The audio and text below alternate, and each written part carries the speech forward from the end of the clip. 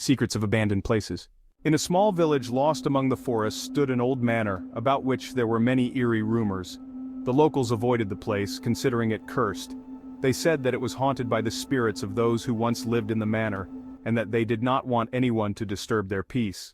One day, a group of adventurous daredevils decided to explore the abandoned manor. Among them was Katya, a lover of mysticism and horror. She was always looking for new stories for her blogs. That evening, with flashlights in hand and laughter, they approached the creaky gate that led to a long-forgotten courtyard. As soon as they entered, the cold wind suddenly died down. There was an oppressive silence, broken only by the crackling of branches underfoot. The manor looked abandoned. The windows were boarded up, the doors creaked, and the walls were covered with moss. But something about the place drew them in like a magnet. They began to explore the rooms full of dust. The rain drummed on the rusting roof, creating an ominous melody that seemed a harbinger of something terrible. A thick fog enveloped the abandoned building, hiding it from view. The fog shrouded the abandoned building, hiding it from view, only occasionally revealing the outline of the ruined walls, a reminder of the place's former glory. Jacob approached the entrance cautiously, his heart pounding with fear and anticipation.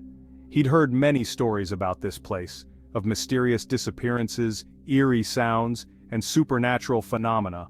But curiosity overpowered, and now he stood before a door leading into the unknown. The door creaked open, letting Jacob inside. Darkness engulfed him, making him feel alone and vulnerable. He turned on the flashlight, its beam picking out only small patches of space from the gloom.